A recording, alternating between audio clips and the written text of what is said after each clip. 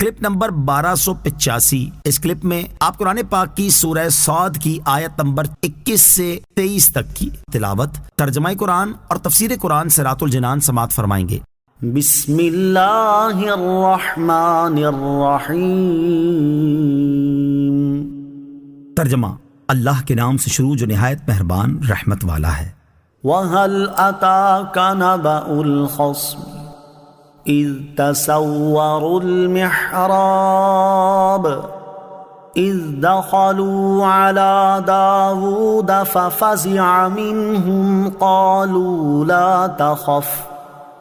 خصمان بغى بعضنا على بعض فاحكم بيننا بالحق ولا تشطط واهدنا إلى سواء الصراط إن هذا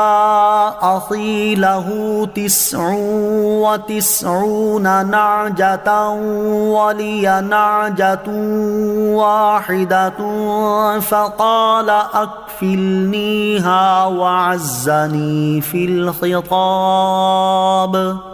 ترجمہ، اور کیا تمہارے پاس ان دعوے داروں کی خبر آئی جب وہ دیوار کود کر مسجد میں آئے؟ جب وہ داؤد پر داخل ہوئے تو وہ ان سے گھبرا گیا۔ انہوں نے عرض کی، ڈریے نہیں، ہم دو فریق ہیں، ہم میں سے ایک نے دوسرے پر زیادتی کی ہے، تو ہم میں حق کے ساتھ فیصلہ فرما دیجئے اور حق کے خلاف نہ کیجئے گا، اور ہمیں سیدھی راہ بتا دیں۔ بے شک یہ میرا بھائی ہے، اس کے پاس 99 دمبیاں ہیں اور میرے پاس ایک دمبی ہے، اب یہ کہتا ہے کہ وہ بھی میرے حوالے کر دو، اور اس نے اس بات میں مجھ پر زور ڈالا ہے۔ وَهَلْ أَتَاكَ نَبَأُ الْخَصْمِ، اور کیا تمہارے پاس ان دعوے داروں کی خبر آئی؟ مشہور قول کے مطابق یہ آنے والے فرشتے تھے جو حضرت داؤد علیہ السلام کی آزمائش کے لیے آئے تھے، اور انہوں نے جو یہ کہا ہم میں سے ایک نے دوسرے پر زیادتی کی ہے، اس کے بارے میں صدر الافاضل مفتی نعیم الدین مراد آبادی رحمۃ اللہ تعالی فرماتے ہیں، ان کا یہ قول ایک مسئلے کی فرضی شکل پیش کر کے جواب حاصل کرنا تھا، اور کسی مسئلے کے متعلق حکم معلوم کرنے کے لیے فرضی صورتیں مقرر کر لی جاتی ہیں اور معین اشخاص کی طرف ان کی نسبت کر دی جاتی ہے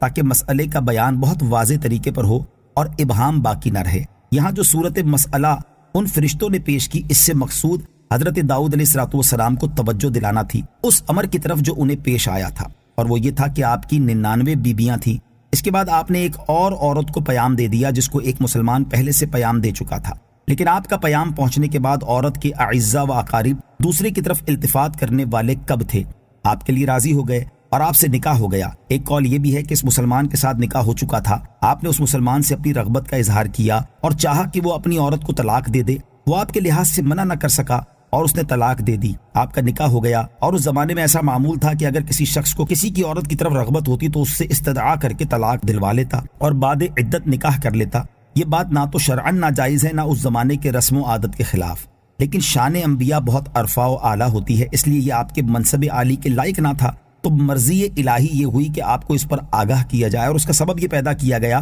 کہ ملائکہ مدعی یعنی دعویٰ کرنے والے اور مدعا علیہ یعنی جس کے خلاف دعویٰ کیا جائے کی شکل میں آپ کے سامنے پیش ہوئے۔ گفتگو کے آداب کی خلاف ورزی ہونے پر کیا کرنا چاہیے؟ دیوار کود کر آنے والوں نے آتے ہی اپنی بات شروع کر دی اور حضرت داؤد علیہ السلام خاموشی کے ساتھ ان کی بات سنتے رہے۔ اس سے معلوم ہوا کہ اگر کوئی شخص گفتگو کے آداب کی خلاف ورزی کرے تو اسے فوراً ملامت اور ڈانٹ ڈپٹ کرنے کی بجائے پہلے اس کی بات سن لینی چاہیے تاکہ یہ معلوم ہو جائے کہ اس کے پاس اس کا کوئی جواز تھا یا نہیں، اور اگر جواز نہ بھی ہو تو بھی ممکنہ حد تک صبر ہی کرنا چاہیے، جیسا کہ حضرت داؤد علیہ السلام نے فرمایا۔ رسول کریم علیہ السلام آداب گفتگو کی خلاف ورزی ہونے پر درگزر کرتے اور صبر فرمایا کرتے تھے، اور اس سلسلے میں حضرت زید بن ثانہ رضی اللہ تعالیٰ عنہ کا واقعہ مشہور ہے کہ انہوں نے اسلام قبول کرنے سے پہلے ایک مرتبہ انتہائی سخت انداز میں حضور اقدس صلی اللہ علیہ وسلم سے کلام کیا، لیکن حضور پر نور علیہ السلام نے نہ صرف خود حلم، صبر اور عفو و درگزر کا مظاہرہ فرمایا بلکہ صحابہ کرام رضی اللہ تعالیٰ عنہم کو بھی ان کے ساتھ نرمی کرنے کا حکم ارشاد فرمایا۔